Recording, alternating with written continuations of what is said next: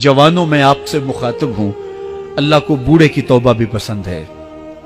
अल्लाह को हर एक शख्स की तौबा पसंद है, लेकिन ये बात जहन में रखो कि मेरे अल्लाह को जवान की तौबा बहुत ज्यादा पसंद है।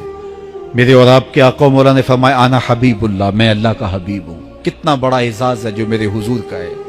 लेकिन एक दूसरे मुकाम पे इरशाद फरमाया अशाबुत ताइबु हबीबुल्लाह, सुन लो जो जवान जवानी में तौबा करे वो भी अल्लाह का हबीब है। वो जवान जिसने अपनी जवानी अल्लाह की याद में गुजारी, अल्लाह के जिक्र में गुजारी। जवानों, इबादत की लज्जत भी जवानी में है।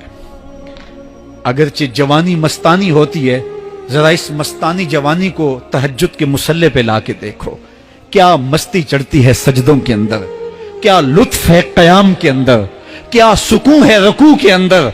इस जवानी को मालिक की चौखट पे लाओ, फिर देखना कि ये जवानी कितनी लज्जत आफरी होती है। और फिर इस जवानी के बदले में अल्लाह ताला तुम्हें क्या क्या अता फरमाता है। वराजुलुन कल्बहु मुअल्लकुम बिल मसाजिद, वो आदमी जिसका दिल मस्जिद के साथ वाबस्ता होता है। अल्लाह के घर की तामीर, अल्लाह के घर की तज़ईन, अल्लाह के घर की सफाई सुथराई, अल्लाह के घर की आबादकारी, अल्लाह के घर की हाजिरी, ये उसकी जिंदगी का मशगला है।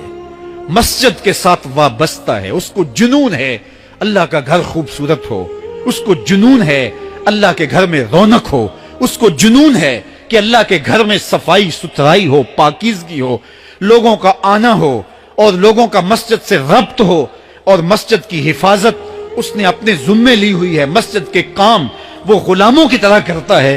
सुनो सुनो, मेरे हुजूर ने फरमाया कयामत के दिन अल्लाह उसे अपने अर्श का ठंडा साया अता फरमाएगा। वो आदमी जिसमें तन्हाई में अल्लाह का जिक्र किया, अल्लाह को याद करने बैठ गया, कोई देखने वाला नहीं था, वो तन्हा था, हुजरे में था, अपने बंद कमरे में था, अपने रब को याद किया। अल्लाह की याद करते करते उसकी आंखों से आंसू टपकने लगे, उसकी आंखें आंसुओं का खिराज देने लगी। तो मेरे और आपके आका मौला ने फरमाया कि ये आंसू इतने कीमती हैं, इन आंसुओं के बदले में कयामत के दिन उसे अर्श इलाही का साया नसीब होगा। अर्श इलाही का साया उसे नसीब होगा इन आंसुओं के बदले में। रूमी अलैहि रहमा फरमाते हैं जहां पानी गिरता है वहां सब्जा उगता है, जहां आंसू गिरते हैं वहां रहमत उतरती है। तो इसलिए जो अल्लाह की याद में रोने का लुत्फ है और अल्लाह की याद में आंसू बहाने का अजर और सिला रखा गया है, ये गुनाहों को धो डालता है, ये अंदर की सफाई और सुथराई का सबब और जरिया है। मेरे और आपके आका मौला ने फरमाया रातों की तन्हाइयों में उठ के कुरान पढ़ा करो और कुरान पढ़ते हुए रोया करो।